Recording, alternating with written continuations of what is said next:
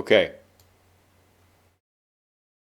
Okay, so I've been setting you guys up for this one because I've been using it in my previous videos, my last couple of videos recently, right? This expression, I digress.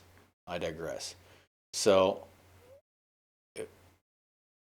if I digress, that means that, hang on, I'm trying to move this a little bit. Okay. All right, so uh, if I make a if I digress from the topic, that means I've gotten off of the topic. Okay? But we use this expression, I digress, to announce that we're going back to our original topic. Because let's say if we're telling a story and we're trying to get from point A to point B, there's a lot of little side topics that we could get off on. So this is the main story, but we could fill in some details about a certain point of the story, and we could spend a lot of time doing that, and we could get off and never reach point B if we spend so much time over here. So we have to say, I digress, which means I'm getting back to the original path. Okay? So the other day, I made a video, and Vasily said something like, it's just my thought, it should be a separate video about Gangster Man, which is when you're talking about idioms, it's very easy to bump into another idiom while you're trying to explain one idiom, okay? And that's just how it goes, right? Uh, so, and it's hard not to explain one idiom without using another one. But let's check this out. So this is my video. This is actually a very good video to explain this expression, I digress. I'm going to follow with another surprisingly, this is actually a compliment. That's how he rolls. He's a gangster, man. So I was talking about that's just how he rolls. But Gary V he said that's just how he rolls. He's a gangster, man. Okay? That's how he rolls. Compliment. That's how he rolls. He's a gangster, man. In today's slang, gangster, in this way that he's using it, means, you know, he's a cool guy. He's got it together. He's a winner, right? He's a gangster. I'm gangster, right? So let's say, for example, So I've gotten off the original topic because I'm trying to explain that's just how he rolls, but I bumped into this other idiom, which is he's gangster, and I'm explaining a little bit about that. So instead of saying, oh, well, back to the original topic, I say, but I digress. And you'll hear that a lot. Okay.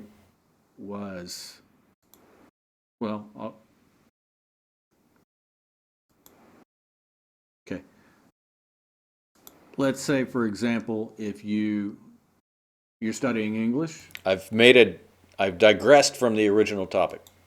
And you meet somebody who speaks English really well, you could say something like, man, he's a gangster.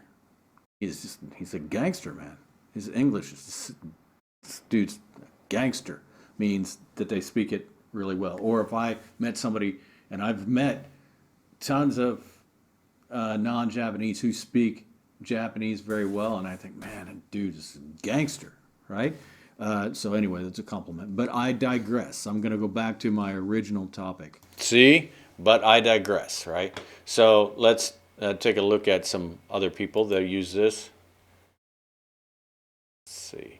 He's talking about, like, I don't know. What is this guy's talking about? He's talking about, like, his life or something like that. Talking about something about maybe,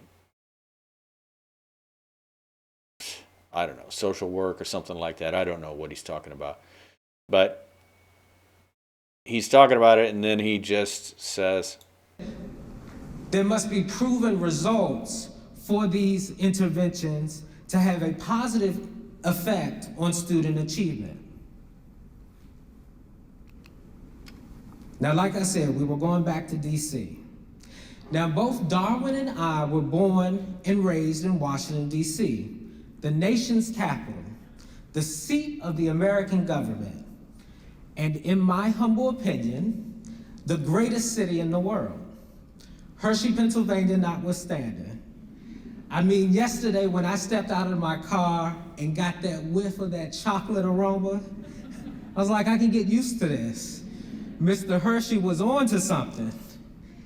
But I digress. Like any great city, DC. okay, so he was talking about his favorite city, Washington, D.C., but then he also mentioned Hershey, Pennsylvania, and you guys probably have heard of the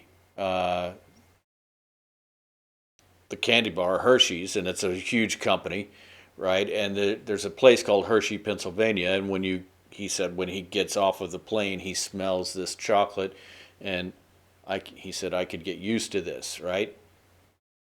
So he's made a digression. He's digressed from his original topic, which is something about social work. So he's got to announce, I digress. So I'm going back to my original topic and telling my story.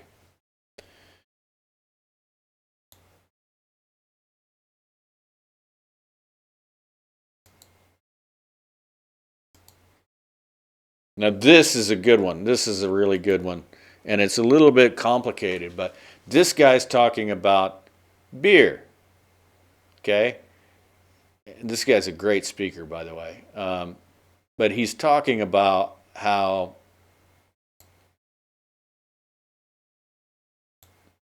so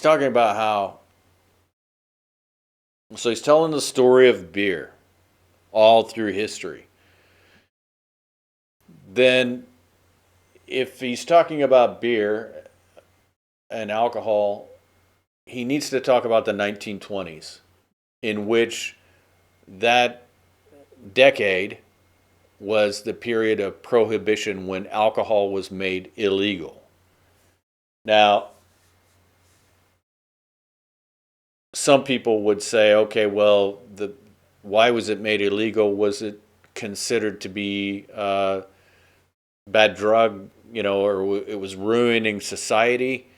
And he's saying it was actually not very much about alcohol. They just tied alcohol together with a sort of an anti-German feeling and a sort of a moral, a more Protestant. Protestants are generally more anti-alcohol than let's say Catholics, right? At least where I grew up. And so what he's saying is prohibition was not really about alcohol. It was about being anti-German and being anti-Catholic. That's his opinion. But let's see what he's got to say, because he uses this expression, I digress. We had a huge difference between what 1920 looked like, which is when Prohibition came.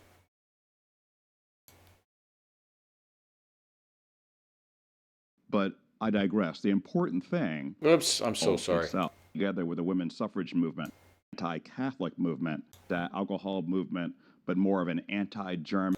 So he's saying that where it should be giving me the words. I shouldn't have to turn this on. Okay, I'll go one more. Than it sounds. It was not really an anti-alcohol movement. So he's talking about prohibition. Okay, to prohibit alcohol. It was not really an anti-alcohol movement, but more of an anti-German, anti-Catholic movement.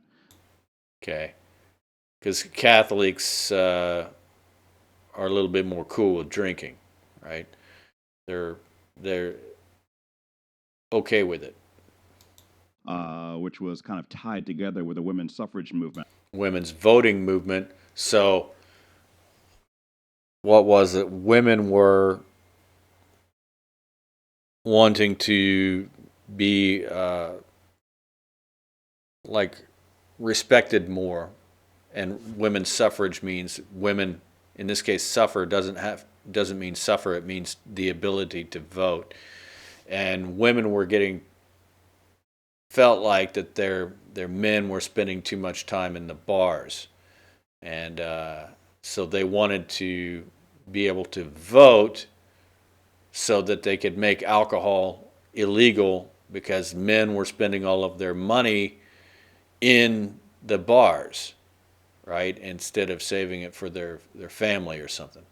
So women wanted to be able to vote so that they could vote against this alcohol, because men were spending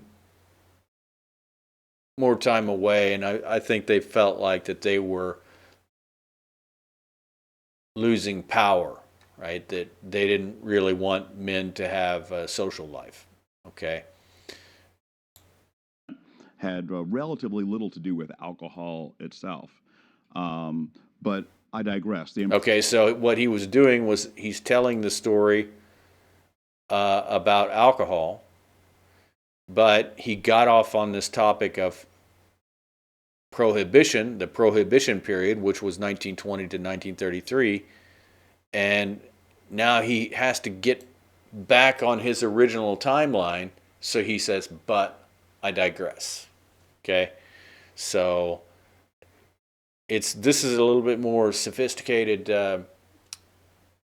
aspect of English, and you will hear people when they're speaking at conferences and stuff use this a lot.